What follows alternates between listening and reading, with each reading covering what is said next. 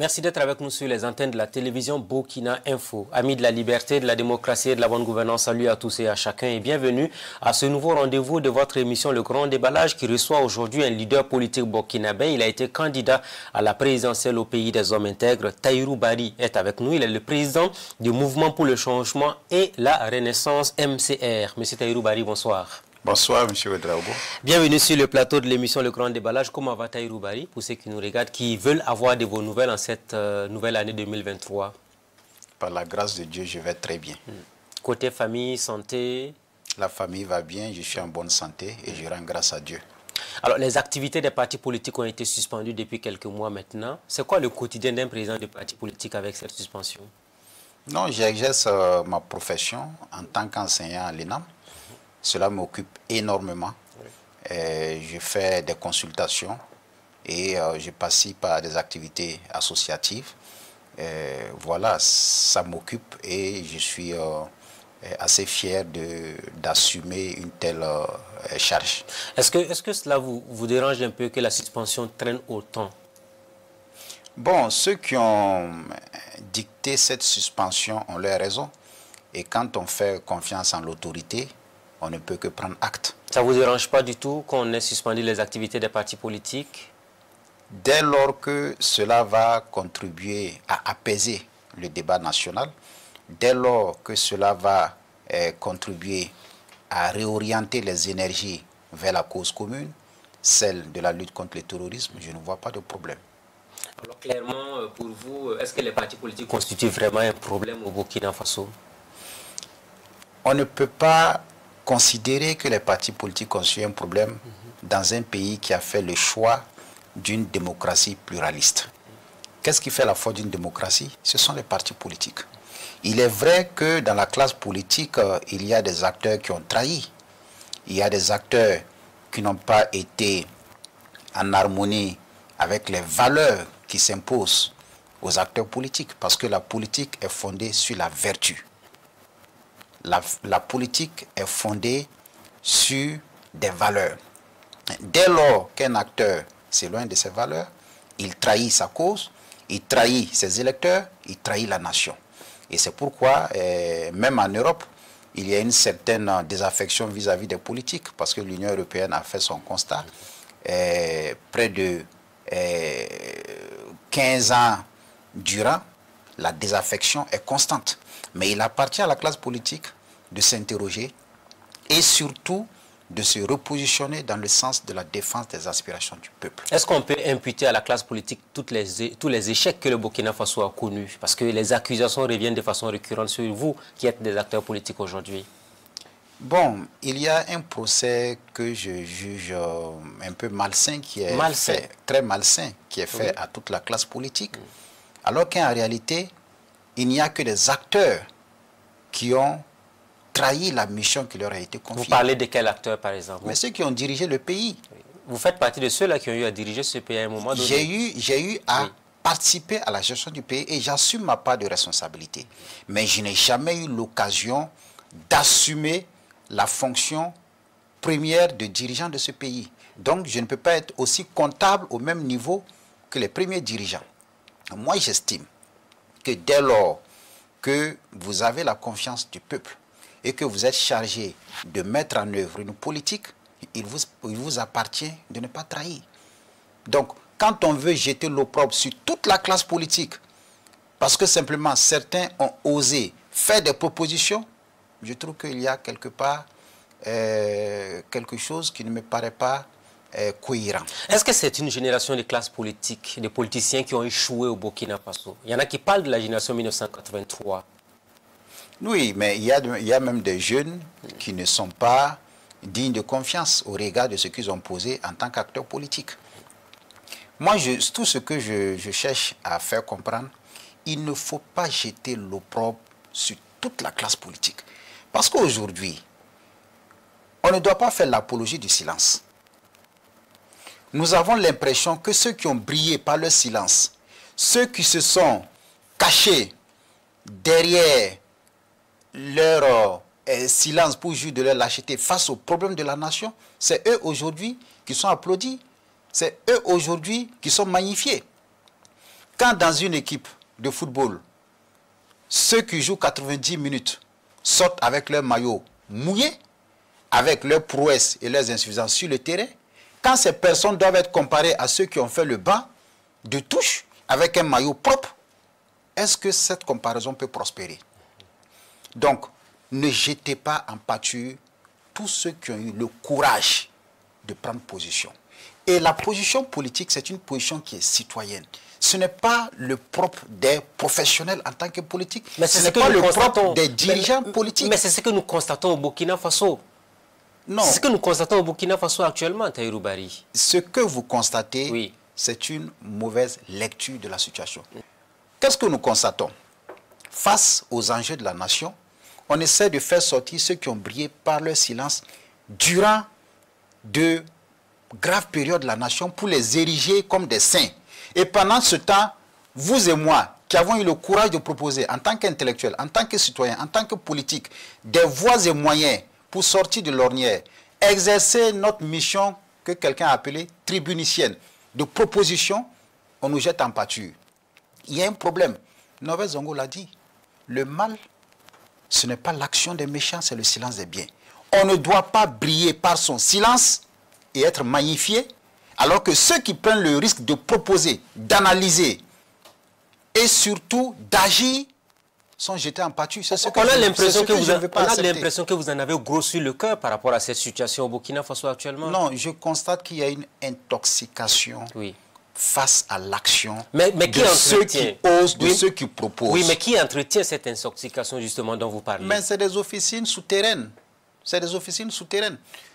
Et c'est de nature à décourager ceux qui veulent faire des propositions de bonne foi. Parce que c'est dans les idées que naissent les vérités. Les contradictions, on les retrouve pratiquement partout. Hein. Revenons sur les acteurs politiques, Tahirou Barry. De façon générale, on n'a pas beaucoup confiance aussi aux acteurs politiques. On vous dit, c'est de la politique politicienne. Même si vous êtes de bonne foi, les gens ont tendance à ne plus vous croire. Je vous ai dit, la politique, selon la vision de Aristote, c'est fondé sur la vertu. Maintenant, pourquoi accuser la classe politique en occultant d'accuser les électeurs qui font le jeu de la classe politique? Les partis politiques électoralistes qui viennent fonder leur action sur la démagogie, qui viennent fonder leur action sur la corruption électorale, sur la corruption politique, ce sont ces mêmes qui sont votés par les électeurs. Vous en voulez donc aux Burkinabés, leur inconséquence? Est-ce que ce sont les Burkinabés qui sont inconséquents finalement? J'en veux au système politique qui ne permet pas de faire émerger des idées saines, qui ne permet pas de faire émerger un suffrage sain et conscient, qui ne permet pas de désigner des responsables, des gouvernants légitimes. Et maintenant, quand ces gouvernants échouent, on impute cet échec à toute la classe politique. Mais savez-vous que c'est l'un des arguments, l'échec de la classe politique, qui fait qu'on a suspendu aujourd'hui les activités des partis politiques? Parce que tout le monde dit c'est vous qui êtes le problème de ce pays-là. Moi, je crois. Et je pense que ceux qui l'ont fait sont de bonne foi. Je crois que cette suspension a été dictée par la nécessité d'avoir une certaine retenue. Mais est-ce qu'on peut museler sur la durée les acteurs politiques? Comme vous avez vous-même dit, le silence n'a jamais réglé un problème dans une nation. Ce n'est pas possible de museler sur la durée. Ce n'est pas soit, bon, c'est un choix on fait. Soit on fait le choix de la démocratie, soit on fait le choix d'un régime totalitaire et on assume. Mais j'estime qu'à l'heure actuelle, le système politique a montré ses limites. Est-ce que vous, Tahirou Barry, vous êtes prêt à accepter un système autoritaire au Burkina Faso? Je suppose que si cela va être dicté, ça sera avec la concertation de tous les acteurs. Si telle est la volonté du peuple, nous allons nous soumettre. Ah, vous n'avez pas de choix par rapport à cela? Vous êtes prêt à accepter une dictature au Burkina? Ma personne n'est rien face au choix de la nation. Et que faites-vous de tout le combat que vous avez mené pour la liberté d'expression, d'opinion et la démocratie? Est-ce que ce n'était pas des combats de conviction alors? Jean-Paul Sartre l'a dit, quand on se bat, c'est qu'on peut être battu. Je peux mener un combat, mais je peux échouer. Et donc, quand on échoue, il faut prendre acte de l'échec. Donc vous partez dans le sens du vent. Vous n'avez pas de choix, vous n'avez pas de conviction sur la question politique, les libertés et autres. En quoi est-ce que je vais dans le sens du vent? Je vous dis que quand on se bat, on peut être battu. Mais cela ne veut pas dire qu'on n'a pas de conviction. Mais pour Et le danger, oui, le danger, c'est de considérer ces convictions comme étant la Bible ou le Coran. non, ce n'est pas dogmatique comme on le dit. Mais c'est ça le problème. Voilà. Quand vous faites des oui, propositions et oui, que ces propositions ne sont pas acceptées, il faut prendre acte. C'est simple. Cela ne veut pas dire que tu n'as pas confiance en ce que tu fais ni en ce que tu dis. Donc, si la majorité penche pour la dictature, Tahirou Barry sera du côté de la dictature. Si tel est le choix de la nation, souveraine et consciente, vous voulez que moi, en tant qu'individu, ma chétive personne peut faire quoi dans la volonté populaire? Je reviens sur ma question, j'insiste là-dessus. Vous avez mené des combats contre les régimes autoritaires, on vous a vu de par le passé, vous avez lutté pour la démocratie, la liberté d'opinion et d'expression. Et aujourd'hui, on est surpris de vous voir dire, si c'est la majorité qui veut la dictature, moi je me rends du côté. Et quelles sont vos convictions finalement? Qu'est-ce que vous en faites? Quelle est votre conviction par rapport au sein de la démocratie? C'est à vous de répondre aux questions. C'est la loi de la majorité. C'est à vous de répondre aux questions qu'on vous pose. Eh bien, je vous dis que la démocratie, c'est la loi de la majorité. Si la majorité décide de l'option d'un choix politique, ma chétive personne n'est rien pour s'y opposer. On continue donc dans l'émission Le Grand Déballage avec vous. Tahirou Barry, on parlait tout à l'heure de l'avenir même de la classe politique. Est-ce que la tendance actuelle est favorable à une nouvelle émergence de nouvelles races de politiciens au Burkina Faso?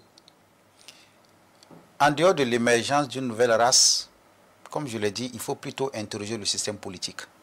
Parce que si le système politique demeure ainsi, où nous avons affaire à une compétition de moyens et non pas une compétition d'idées. Nous avons affaire à une compétition de stratégie de corruption électorale. Nous avons affaire à une compétition de démagogues. Personne de bonne foi, en tant que citoyen, ne réussira l'action politique. Donc, c'est le système qu'il faut interroger. Et aujourd'hui, avec le discours que nous entendons, je pense qu'à l'ALT, il serait important qu'il y ait une refondation du système politique burkinabé. Et qu'est-ce que Tahirou Barry appelle refondation du système politique? La refondation, c'est de créer un système où nous aurons l'expression saine et consciente du suffrage, où nous aurons des gouvernants légitimes, un système où le poids de l'argent sera nul, pas nul en tant que tel, mais sera dérisoire face au poids des idées. La démocratie, c'est le commerce des idées.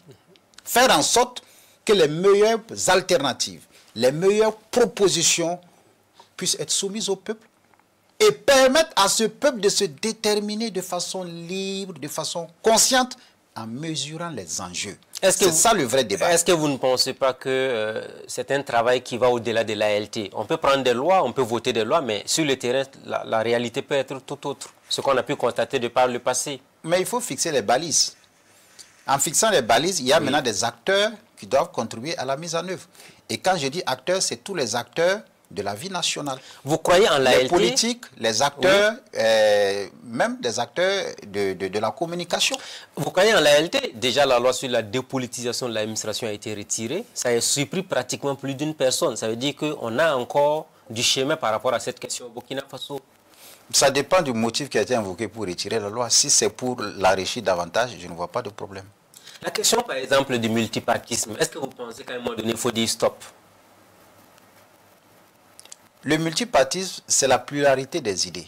C'est la pluralité des actions politiques. C'est la compétition des idées. Je ne vois pas en quoi est-ce que le multipartisme peut être remis en cause. Donc, le plus important, c'est d'assainir le terrain. On peut continuer à créer des partis. On a plus de 200 aujourd'hui. Vous, ça ne vous pose aucun problème. Le multipartisme ne veut pas dire multiplicité des partis. Le multipartisme voudrait dire simplement compétition entre partis. Mais la multiplicité des partis peut être réduite. On peut, dans un système, faire en sorte qu'il y ait l'émergence de 4-5 partis politiques. Mais c'est toujours dans le multipartisme. Sinon, je conviens avec vous que 200 partis, ça ne veut absolument rien dire dans le contexte actuel du Burkina Faso. Est-ce qu'on pourrait mettre fin un jour à la création, à la prolifération des partis politiques au Burkina? Est-ce que vous y croyez? C'est ce que j'ai dit. Tout est lié au système. C'est le système politique. Il suffit seulement de réglementer la création des partis politiques et surtout leur fonctionnement pour avoir juste le produit de quelques partis politiques qui vont être reconnus. Un parti politique qui ne fonctionne pas conformément à ses statuts et règlements intérieurs, qui n'exerce pas ses activités statutaires, pas d'assemblée générale, pas de congrès, un parti politique qui n'a pas de siège, un parti politique qui n'a pas de représentation à l'échelle nationale, ce n'est plus un parti politique. C'est ça la réalité. Donc il y a de l'abus, parce qu'on voit certains qui se font appeler leaders politiques, mais réellement qui, à part Ouagadougou, ils n'ont aucune représentation au niveau local. Est-ce que ce n'est pas l'État qui a failli à ce niveau-là aussi? Il y a un problème de contrôle d'ailleurs. Si on s'en tient même à la réglementation actuelle, oui, il suffit seulement d'exercer un contrôle et il y a une bonne centaine de partis qui vont disparaître. Ils sont nombreux ces partis politiques qui n'ont pas de siège. Ils sont nombreux ces partis politiques qui ne fonctionnent pas conformément à leurs obligations statutaires. Il y a des partis politiques qui n'ont pas fait de congrès depuis des années et des années, mais qui sont toujours là, qui surgissent subitement à la veille des élections. Ou en cas de crise éventuellement. En tout cas, qui se présentent soudain, vous êtes obligé de constater leur présence. Alors, est-ce que Tahirou Barry a des problèmes de collaboration politique? Parce que vous avez fini par quitter en son temps Edi Komboigo, le CFOP. Qu'est-ce qui s'est passé? Je n'ai pas besoin de rentrer dans un certain nombre de détails. C'est toujours bien qu'on en parle parce qu'après l'opinion veut comprendre ce qui s'est passé. Edi Komboigo et moi, à titre personnel, nous avons des relations très fortes. Il a été mon professeur à l'université.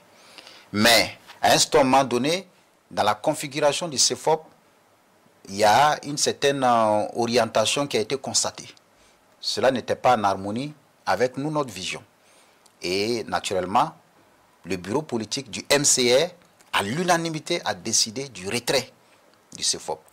Mais cela n'a rien à voir avec mes relations personnelles avec le professeur Edi Komboigo. Et ce retrait n'a pas été apprécié par certains partis politiques parce qu'on a dit que c'était une velléité de casser le CFOP en son temps.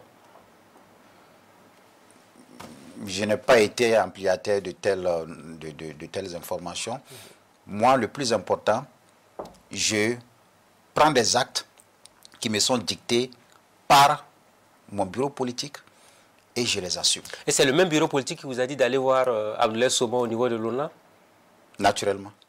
Pourquoi donc? C'est le même jeu politique finalement. On a parlé d'opposition constituée, opposition non affiliée, et vous avez quitté ce qui est bien constitué pour aller là où on a des problèmes de reconnaissance. C'est quand même illogique de votre part. Mais au soir d'un coup d'État, ces organisations n'ont plus d'existence légale.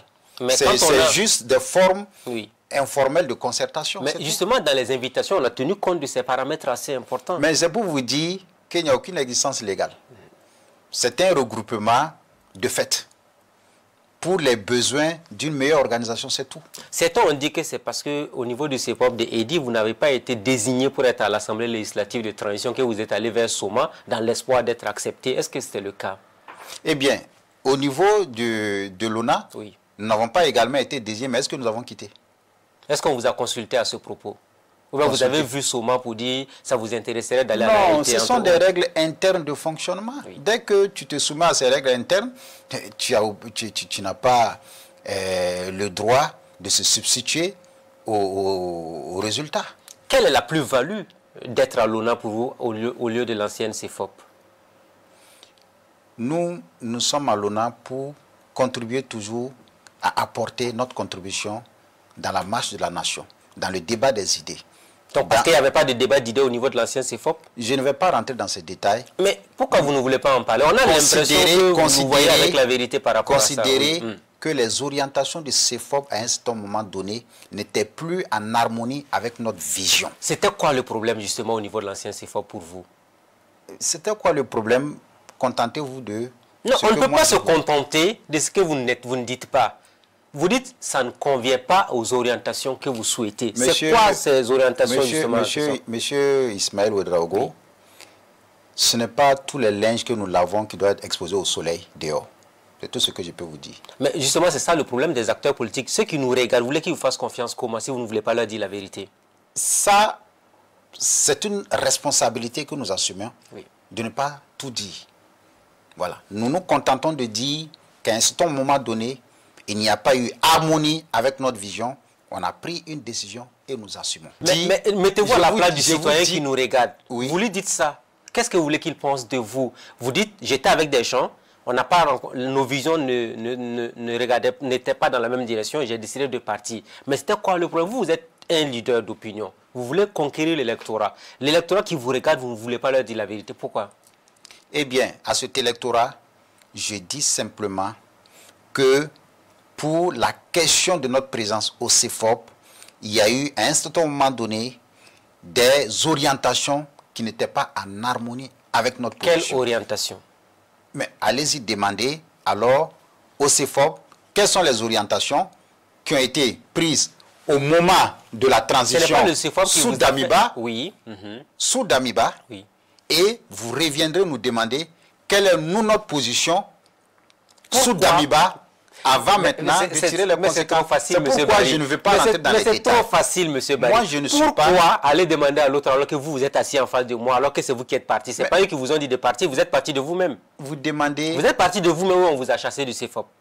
Nous chasser. Si on nous avait chassé, vous allez avoir l'information. Donc vous êtes parti de vous-même? Oui. On ne vous a pas chassé? Oui. Vous avez vos raisons? Oui. Donnez-nous ces raisons justement. Au temps de Damiba, qu'est-ce que vous n'avez pas apprécié dans le comportement du CEFOP? Je vous ai donné les raisons qui méritent d'être communiquées. Pour le reste, je ne dirai plus. Et à l'ONA, qu'est-ce qui a changé? Mais c'est un processus à l'ONA. Et à l'ONA, nous participons au débat des idées. Nous participons aux différentes consultations qui sont menées. Nous apportons notre contribution et pour le moment, on s'en tient à ça. Tahirou Barry, je voudrais qu'on fasse un peu le bilan de l'année 2022 au Burkina. Une année très chargée, hein, politiquement, militairement parlant. D'abord, on commence par Roch Marc Christian Kaboré. Est-ce que vous avez été surpris par la fin de son pouvoir par un coup d'état militaire? Surpris me paraît assez trop dit. Mais les leçons de l'histoire sont constantes. Les mêmes causes, dans les mêmes conditions, produisent les mêmes effets.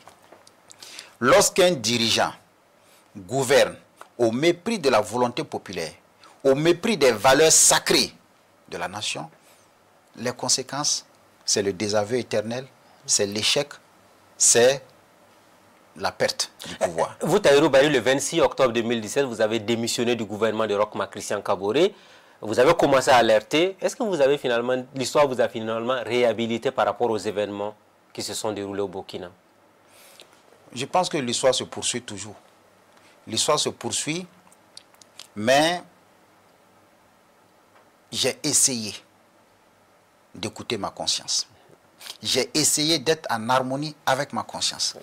Cela m'a valu des méchancetés, notamment la boutade que j'ai faite en disant que le président Roch Marc Christian Kaboré était profondément endormi au milieu d'un feu de brousse. Donc vous regrettez ces propos aujourd'hui? Je ne regrette pas, mais je regrette les méchancetés que j'ai subies du fait de ces propos. Donc si on vous avait écouté, peut-être qu'il allait sauver son pouvoir. Cela m'a beaucoup affecté. Je prends juste l'exemple. Au sorti de ma démission, le 11 décembre qui se déroulait à Gawa, ma ville originaire, je vous dis, quelques semaines après, je n'ai pas reçu ni d'invitation et aucune démarche n'a été entreprise, malgré toutes mes gesticulations, pour que je sois présent à cette fête. Vous avez souhaité être invité et puis on ne vous a pas invité? J'ai alerté. Vous avez appelé pour ça? J'ai appelé le gouverneur, j'ai appelé les préfets, j'ai appelé le responsable chargé de l'organisation du 11 décembre. On me dit non, vous appelez tard. Moi qui, en tant que ministre, je dis bien en tant que ministre, ai remué ciel et terre pour réaliser certaines infrastructures culturelles dans cette ville, on me refuse une simple invitation. Vous l'avez fait en tant que serviteur de l'État? Je l'ai fait en tant que serviteur de l'État. Ce n'était pas de votre poche, donc vous n'avez pas à demander des choses particulières par rapport à cela. Je l'ai fait en tant que serviteur de l'État, mais ce n'était pas prévu. Donc ça veut dire que c'est une initiative que j'ai développée avec mes collaborateurs pour essayer de donner un éclat particulier au 11 décembre à Gawa. Ah, ça vous a choqué de n'avoir pas été invité officiellement à Gawa? J'ai été choqué et je n'y croyais pas. Parce que je me disais que même à la veille, je pouvais recevoir mon invitation. Je suis allé à Gawa. J'ai attendu jusqu'au matin du 11. On me dit, tout a été distribué. Tout a été distribué et vous présentez tard. À Gawa? À Gawa.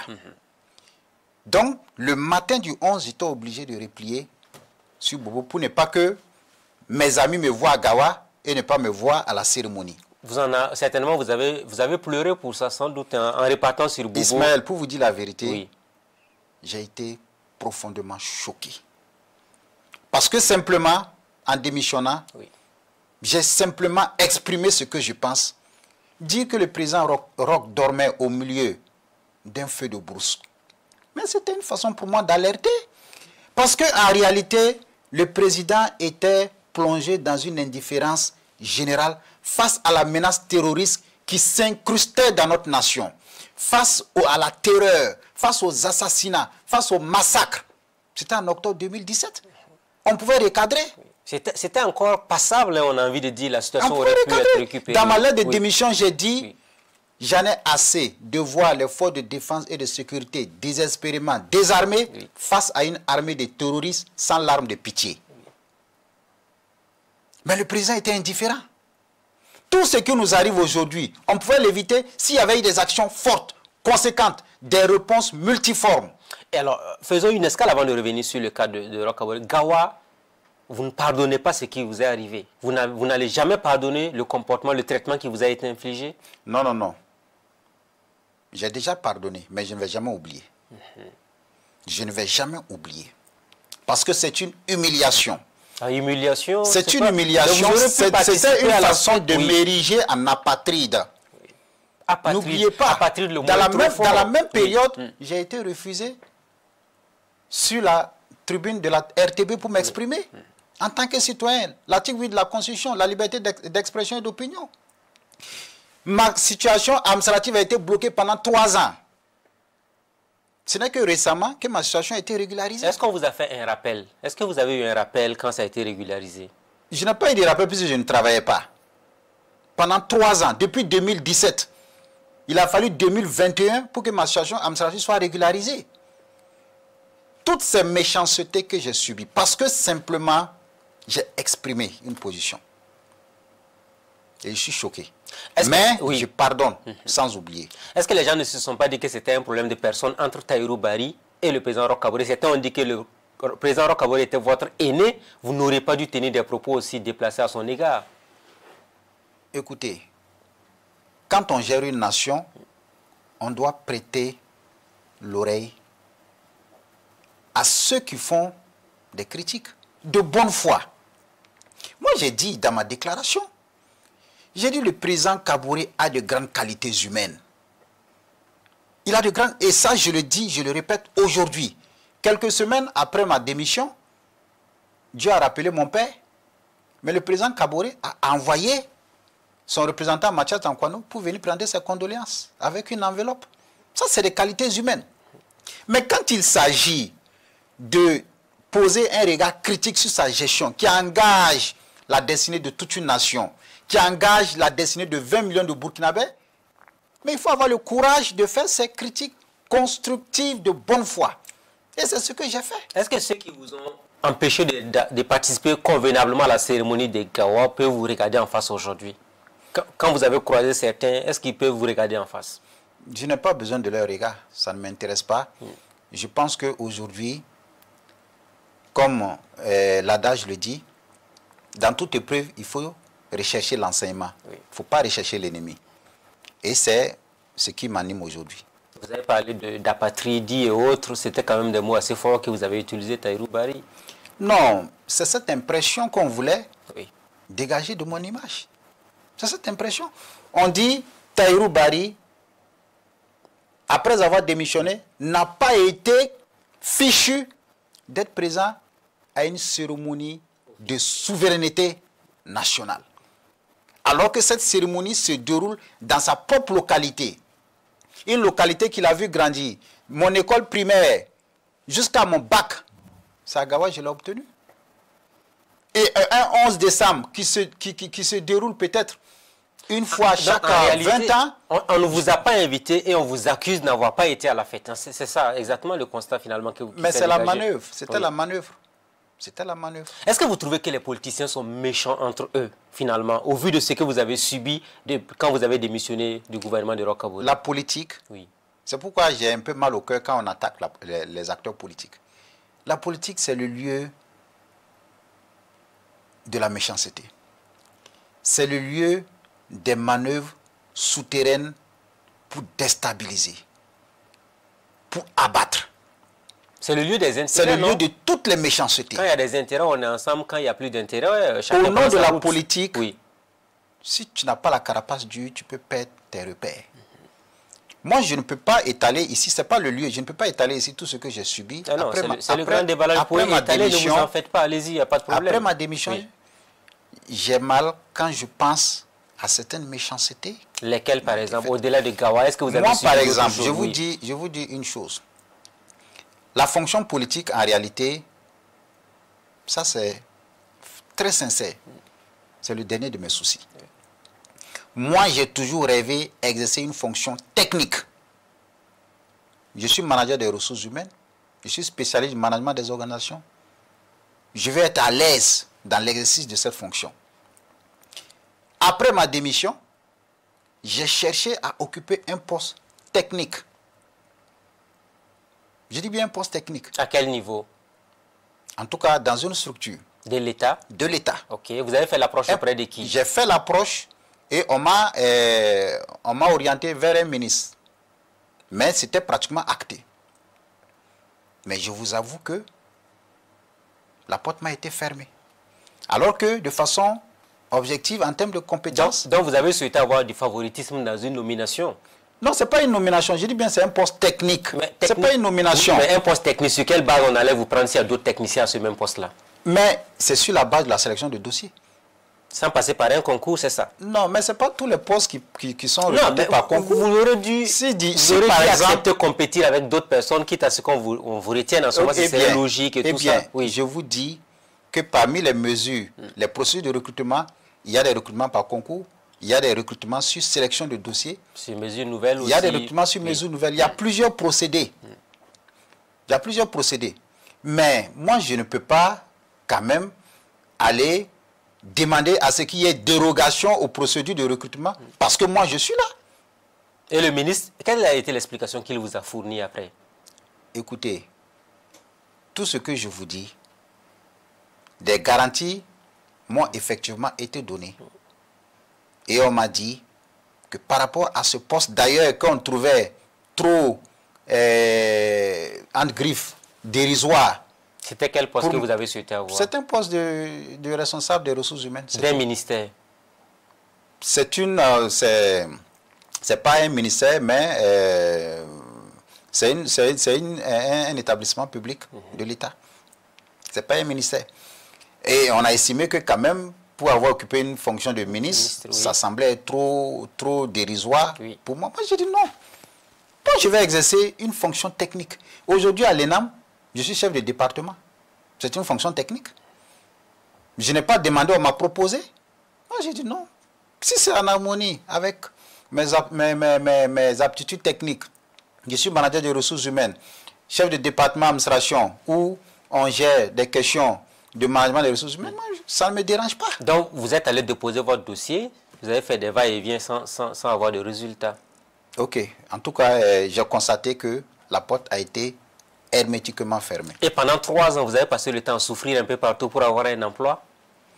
Oh, pas forcément un emploi. Parce que, en termes d'occupation, j'ai toujours été très occupé. Très occupé.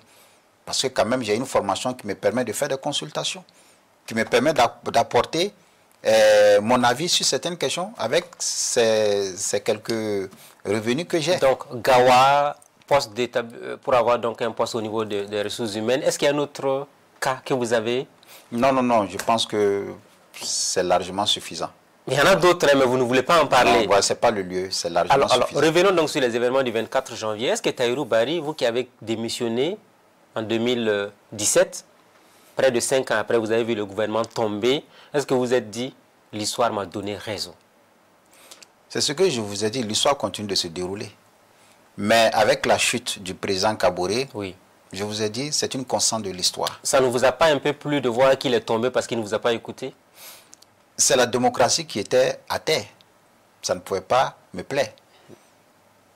quand une démocratie... Mais votre nom a été cité, tout le monde a dit Tahirou Barry avait déjà vu venir les choses, il est parti avant la chute du régime. Vous avez eu le courage de démissionner, ce qui n'arrive pas très souvent chez nous au Burkina. Il y a des ministres qui trouvent les excuses pour rester indéfiniment à leur poste. Bon, c'est vous qui dites que j'ai eu le courage de démissionner, mais il y a une certaine opinion qui pense que j'ai démissionné parce que j'avais un problème au parents. Donc, il y a toutes ces manœuvres qui sont instigées. Moi, je vous dis, ce qui est important à mon niveau, c'est l'harmonie avec ma conscience. C'est le jugement de ma conscience. C'est le jugement de l'histoire. C'est le jugement divin.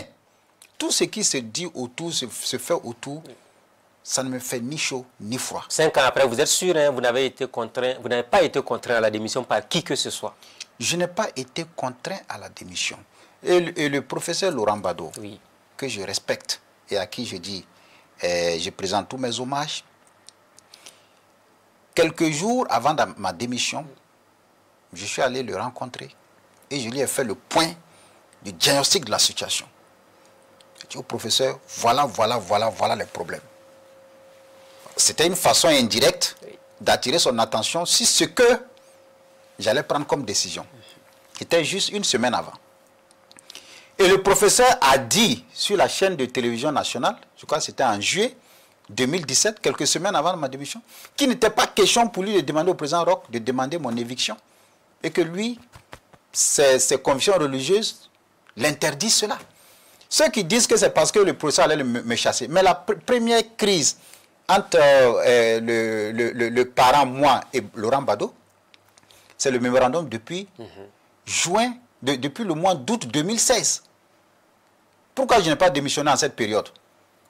Mieux, quand le président Roch devait me reconduire en janvier 2017, pourquoi le professeur Bado n'a pas intervenu pour empêcher cela? Non, c'est un faux procès. Moi, j'ai pris cette décision et je vous dis ça aujourd'hui, que l'opinion écoute.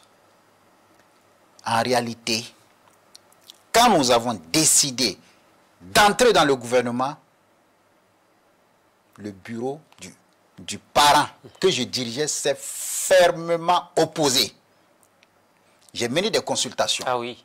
Fermement opposé. Ils sont tous vivants. À l'unanimité, j'ai mené des consultations.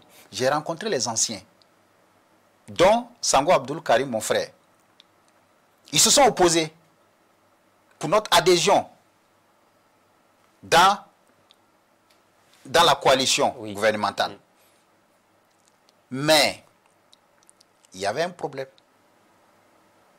Parce que simplement, il y avait une concertation qui avait été déjà menée avec le professeur.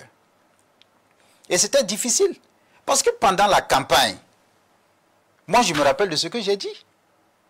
J'ai dit que le serpent peut changer de couleur mais jamais de nature. Pour parler du mea culpa du président Roch. Une façon de ne pas faire confiance au président Roch. Pendant la campagne. Le professeur Laurent Bado, je me rappelle, il nous a accompagnés pendant la campagne. Voilà ce qu'il disait. Il faut être un idiot par naissance, par destination et par vocation pour faire confiance à ce régime, à cette candidature du président Roch. Donc, c'était difficile. Au sortir, subitement de rentrer, c'était difficile. Donc, à l'unanimité, le bureau s'est opposé. Mais quand nous avons mené les consultations avec le professeur, nous respectons le professeur. Il nous a donné un certain nombre d'arguments que Salif Diallo est venu lui présenter.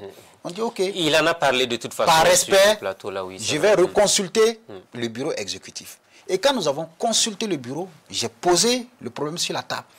Voici ce que le bureau m'a dit. OK.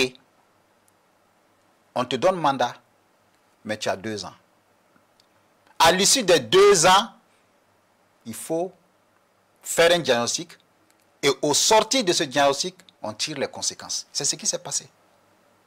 Donc c'était le contrat à la limite qui a été respecté. C'est ce qui s'est passé. Oui. Demandez aux membres du bureau, ils vont vous dire, ils sont là. Mais quand vous avez fait votre sortie, vous avez mis en avant surtout l'incompétence de la gestion du pouvoir. Mais c'est ça le diagnostic. Oui. On a fait un diagnostic. Il y avait une plateforme qui avait été signée, point par point. La question de la jeunesse. J'ai dit dans ma lettre de démission, c'est un échec. Moins de 1% du budget accordé au ministère de la Jeunesse. La question de la sécurité, il y a un problème. La question économique, Les unités économiques étaient en train de fermer les unes après les autres, sans qu'il y ait des solutions alternatives structurelles. La question du pilotage à vue. On dit, dans une gouvernance, il faut une vision, il faut un cap. On ne doit pas se laisser diriger par le vent, mais par la disposition des voiles. Ce sont les points que j'ai mis sur la table. Et j'ai tiré les conséquences. Vous avez tiré les conséquences, vous êtes parti, Roch Kaboré est tombé. Quand on a vu l'avènement du pouvoir du MPSR 1, Paul-Henri Sandaogo Damiba, pendant 8 mois, finalement, quelle a été l'appréciation que vous avez faite de sa gouvernance? La gouvernance du président Damiba oui. a été un jeu de leurre. Damiba est venu dans un contexte où le peuple avait besoin de changement. Le peuple avait besoin d'espoir. Il a surfé sur ça et il a tenté de se construire une certaine légitimité qui n'avait en réalité aucun fondement dans le fond. Et il a été rattrapé. Parce que c'est ça, je dis, lorsque vous voulez bâtir une réputation sur du faux, cette réputation, ça va se fondre comme du beurre sous le soleil de la vérité. C'est ce qui est arrivé. Non, en 8 mois, il a vendangé pratiquement tout le capital sympathique qu'il avait. Regardez la grosse erreur qui a été commise. Tu viens dans un contexte où le peuple a besoin de faire des efforts en termes de restriction des dépenses, en termes de rigueur dans la gestion des ressources publiques. Tu viens augmenter les salaires, doubler. Ça a été une grosse erreur de sa part. Je peux dire que ça a été, permettez-moi du terme, un crime économique. Tu viens doubler les salaires. Mais regardez la gestion. Comment on peut comprendre que le président et son premier ministre se retrouvent au même endroit, au même moment, avec une forte délégation, pendant que nos soldats sont au front, pendant que nos soldats meurent, faute de moyens, faute d'accompagnement, faute de motivation. Mais c'était une injure. C'est ça le problème. Et malheureusement, il y avait ces laudateurs, ces partisans zélés, certains même qui ont parlé d'envoyer de Dieu. Et quand vous avez vu ça, vous vous êtes dit, c'est ceux qui ne connaissent pas peut-être l'histoire du Burkina Faso qui se sont comportés de la sorte? Mais je n'ai pas reconnu. Je n'ai pas reconnu le pays. Oui. Parce que quand on est soldat, il y a ce saut de l'honneur, ce sens de l'honneur. Un soldat, c'est ça. On a parlé de réconciliation au temps de Damiba aussi, le retour de Blaise Compaoré. Vous qui avez lutté en 2014 jusqu'à ce que l'insurrection aboutisse, comment vous avez apprécié ce retour-là? Vous savez, oui. On ne peut pas imposer l'impunité là où il y a un devoir de vérité et de justice. Blaise Compaoré a été jugé et condamné. Ce que le peuple aurait voulu, qu'il vienne dans l'humilité, qu'il se soumette à la justice. Et puis après le processus... Mais on a parlé de réconciliation nationale, vous avez vu ce qui a été fait. Mais la réconciliation ne doit pas être un jeu de théâtre. Oui. Ce n'est pas du théâtre. La réconciliation est quelque chose de tellement sérieuse qu'elle doit se fonder sur la bonne foi, sur le respect des institutions, sur le respect de la justice. Parce que sans la justice, c'est la porte ouverte à tous les abus. Est-ce que ce retour-là, vous le comptez parmi les erreurs que le président Damiba a commises? Mais évidemment, c'est les erreurs monstrueuses qui ont été commises. Parce que ça a été une défiance à l'institution judiciaire. J'ai été condamné, je m'en fous de cette condamnation, je fais ce que je veux. Mais ça ne peut pas prospérer dans un État qui se respecte, dans un État de droit. Alors finalement, 8 mois après, il a été renversé. Est-ce que vous avez salué le coup d'État du capitaine Traoré avec la mobilisation qui l'a accompagné surtout? Non, j'ai pris acte. Vous ne saluez pas? On ne peut pas saluer sans observer les actions. Je pense que c'est avec le temps qu'on pourra saluer. Mais est-ce que vous avez surpris que Damiba ait été renversé? Est-ce que la coupe était trop pleine? Non, je n'étais pas surpris, sincèrement. Sincèrement, je n'étais pas surpris. La coupe était déjà trop pleine, hein, finalement. Non, c'était grotesque. Ce qui se faisait au sommet de l'État. C'était grotesque. Et aujourd'hui, moi je pense que le capitaine Ibrahim Traoré doit tirer les enseignements. Lesquels, par exemple? Mais il doit faire attention pour ne pas trahir les aspirations du peuple, pour ne pas trahir la volonté du peuple. Parce qu'il est là par la volonté du peuple. Il doit faire en sorte que tout ce qui est engagé dans le sens de la satisfaction des masses populaires doit être matérialisé. C'est ça qu'on attend de lui. Il doit également se méfier des laudateurs. Parce que les... Mais certains ne veulent même pas qu'on critique le président Ibrahim Traoré aujourd'hui. Et pourtant, c'est dans la critique que la vérité peut jaillir. Vous avez vu des menaces de mort qui ont été proférées contre des gens.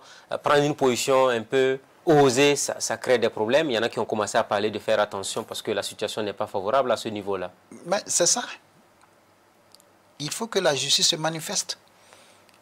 Parce qu'au nom de la liberté d'opinion, on ne peut pas jeter en pâture un citoyen. S'il y a violation dans ses obligations, dans l'expression de ses opinions, c'est la justice qui doit s'en charger. Ce n'est pas un individu. On ne peut pas appeler au meurtre d'un citoyen parce qu'il a exprimé une opinion. Mais en cet allure, il n'y aura plus de journalisme dans ce pays. Parce que le journalisme, c'est tous les jours que vous exprimez vos opinions. Même au-delà des journalistes, hein, d'autres personnes sont... Mais les journalistes, ça c'est tous les jours. Oui, bien sûr. Ça c'est tous les jours. Mais là, nous attendons la justice. Nous attendons la réaction des autorités. Et le gouvernement a fait un communiqué pour condamner ce qui s'est passé. Écoutez, quand on atteint un seuil de gravité, ce n'est pas par le jeu de communiquer qu'on résout le problème. Fallait arrêter des champs, fallait des procès. Il faut agir. Oui. En faisant quoi concrètement? Les réseaux sociaux ne sont pas une zone de non-droit. Okay. Ceux qui agissent dans les réseaux sociaux en pensant se cacher doivent être démasqués et répondre face à leurs responsabilités. Revenons donc sur le cas Traoré Ibrahim, président de la transition. Vous avez dit qu'il n'a qu'à se méfier de ces laudateurs. Est-ce que vous pensez que ces gens-là peuvent l'amener dans l'abîme? Le président Traoré, quand moi je l'ai écouté la dernière fois, il nous a invités et il nous a parlé droit dans les yeux, il nous a même fait pleurer. J'ai l'impression que c'est une personne de bonne foi. C'est une personne qui a à cœur de réussir sa mission dans l'histoire de notre nation. En principe, ces laudateurs et autres partisans zélés ne doivent pas le distraire. Parce que Jean-Paul Sartre l'a dit, l'homme est non seulement tel qu'il se conçoit, mais tel qu'il se veut. La volonté du capitaine Ibrahim Traoré d'être ce qu'il veut doit aller jusqu'au bout. Mais ces laudateurs, qu'ils sachent qu'ils sont en train de faire une œuvre inutile dans ce contexte. Parce que les courtisans, dans l'histoire de l'humanité, on a vu les résultats que ça produit. Rasputin, c'est la mythologie de la courtisanerie. On a vu le mal qu'il a fait aux stars. Donc c'est une leçon que nous devrons tirer. On a vu dans ce pays des acteurs politiques qui ont dit, après Dieu, après leur père, ils vouent une admiration pour Blaise Compaoré. Mais à ce moment donné, est-ce qu'ils étaient là au moment où Blaise avait besoin d'eux? Donc c'est ça le jeu des courtisans. Au moment où on a besoin d'eux, c'est là ils disparaissent. Donc un responsable qui est à la tête d'une nation doit se méfier des courtisans et des partisans zélés. Alors nous devons avancer dans l'émission, nous sommes presque à la fin, il ne reste plus beaucoup de temps. Tahirou Barry, je veux vous entendre sur un autre élément. On parle de délit de faciès, on parle donc de guerre ethnique entre guillemets si l'on y prend garde. Est-ce que vous avez des inquiétudes à ce niveau-là? Quand on regarde la liste macabre de la crise terroriste, il faut s'en inquiéter. Parce qu'il n'y a pas plus pire aveu que celui qui refuse de voir ce qui est en train de se profiler à l'horizon. Il faut alerter. Et moi, je pense qu'il y a des leviers. La première des choses que je vois, il faut absolument une volonté politique. Je demande au capitaine IB de réunir, dans le cadre d'une assise, tous les acteurs pour faire un diagnostic sans complaisance de la situation et de proposer des solutions. Quel genre d'acteurs pensez-vous? Les acteurs coutumiers, oui, religieux, les leaders des communautés éventuelles. Tout le monde, oui. Il faut faire un diagnostic. Parce que l'état de notre vivre ensemble a atteint un niveau de dépérissement très inquiétant. Je vous dis une chose. Nouna, au regard de ce que j'ai posé comme acte à Nouna en tant que ministre, la chefferie coutumière m'a fait un gros cadeau en me donnant un lopin de terre. J'étais même dans les démarches pour essayer de régulariser les procédures. Mais ça veut dire qu'ils n'ont pas tenu compte de mon appartenance ethnique. Donc ces considérations en principe n'existent pas. Il y a quelque chose qui se trame de façon souterraine qu'il faut chercher à comprendre. Et surtout à désamorcer. Il y a des choses souterraines qui se passent. Les deux eaux. Dieu seul sait, pour les activités des eaux, combien de fois je me suis déplacé là-bas pour les cérémonies. Mais subitement, on apprend qu'il y a massacre. Il y a un problème. Donc, il faut faire un diagnostic. Deuxièmement, il faut faire la lumière et situer les responsabilités. Parce qu'il y a eu des crimes qui ont été commis. Oui, mais il y a eu Yirgou en son temps aussi. On en a parlé. Il y a eu Arbinda, Seitenga, parce que tous les crimes, il y en a eu assez. Seitenga, et il y a eu Titao, notamment les commerçants qui ont été tous les jours pratiquement au niveau de Barsalago, ce sont des enlèvements, des tueries. Mais il faut s'arrêter et puis s'interroger. Qu'est-ce qui se passe? L'état de notre vivre ensemble est en danger. Et l'autorité politique ne doit pas croiser les bras. Ce n'est pas de communiquer qu'on peut résoudre ce problème. Le ministre fait un communiqué pour dire, nous demandons aux citoyens. Non, non, non. Le mal est profond. Autre élément, il faut actionner tous les éléments, tous les ressorts institutionnels, socio-culturels, de prévention et de gestion des conflits ethniques. Donc le tout militaire ne va pas nous sortir de ce bourbier-là. Non, le tout militaire ne peut pas nous sortir. On dit d'ailleurs dans l'art de la guerre, ce qui est important, c'est de vaincre l'ennemi sans combattre. Le tout militaire ne peut pas. La solution dans la lutte contre le terrorisme se trouve dans l'articulation entre la sécurité et le développement. Mais regardez ce qui s'est passé au niveau du Soum. Le plus grand marché à bétail de la sous-région qui n'est pas relié à la capitale par le goudron. 200 km. Les injustices sociales et entre autres. Alors, et le président Ibé l'a dit, il a même pris l'exemple des ponts au niveau de l'Est, mais c'est ça, les oubliés dans le projet de développement. Il faut résoudre cela. C'est pourquoi je demande également que le président Ibé nous clarifie au plus tôt la question de la stratégie dans la lutte contre l'insécurité. Donc pour le moment, vous ne voyez rien venir. Oui, mais dans son dernier discours, qu'est-ce qu'il a dit? Il dit que pour le moment, c'est la tactique. La stratégie va venir. Je n'ai pas bien compris parce que moi, à mon humble avis, la tactique n'est que la mise en œuvre d'un plan de stratégie. Mais il dit la stratégie va venir. Pourquoi j'insiste sur la question de la stratégie? Parce qu'il faut savoir d'abord la nature du conflit. Est-ce qu'il s'agit d'un problème terroriste? Est-ce qu'il s'agit d'un problème communautaire? Est-ce qu'il s'agit d'une action de bandits? Est-ce qu'il s'agit d'une action de représailles? Tout ça, il faut connaître le problème avant de le résoudre. Mais on vous dira que tout ça c'est connu.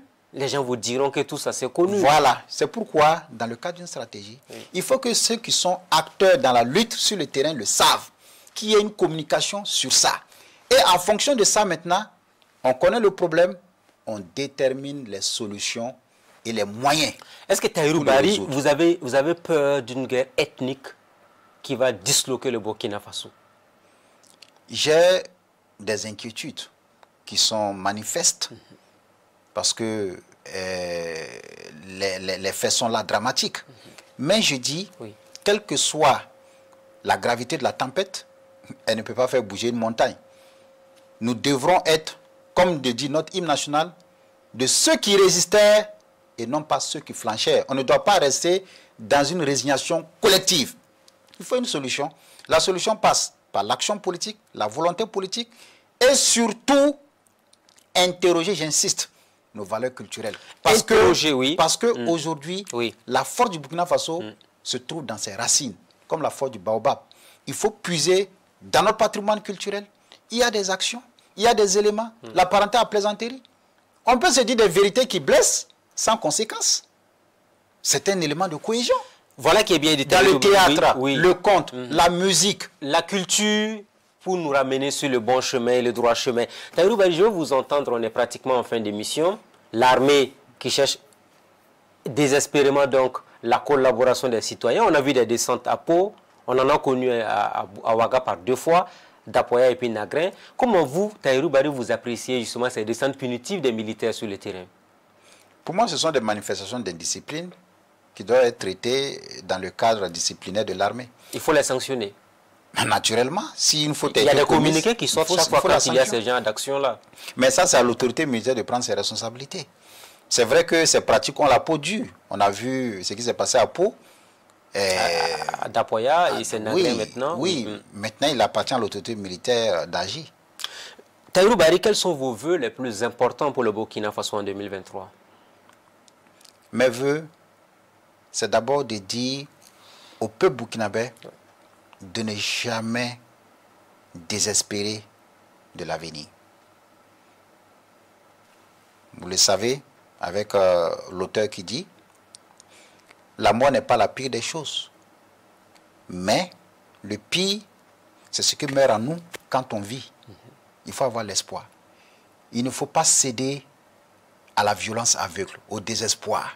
Parce que c'est face au désespoir qu'on se laisse aller à des actes d'une gravité extrême avec son lot de conséquences. Je dis également, comme vœu, nous devrons être des vrais patriotes. Nous devons être ceux qui sont animés dans des actions, dans les pensées, dans les faits, par l'amour de la patrie, l'amour des autres et surtout la nécessité de préserver l'avenir de notre nation. Merci beaucoup Tahirou Barry. Merci d'avoir accepté l'invitation de Burkina Info. On vous souhaite une bonne année 2023. Merci, c'est moi qui vous remercie. À vous également, pareil pour 2023. On ne cessera jamais de souhaiter à nos téléspectateurs une année de santé pour vous et vos familles respectives, une année de paix pour notre pays, la stabilité partout dans le monde où il y a des foyers de tension. Vivement donc l'apaisement des cœurs et le retour de la stabilité. Amis de la liberté, de la démocratie et de la bonne gouvernance, ainsi prend fin ce rendez-vous. On se dit à la semaine prochaine avec un nouvel invité. Bonsoir chez vous.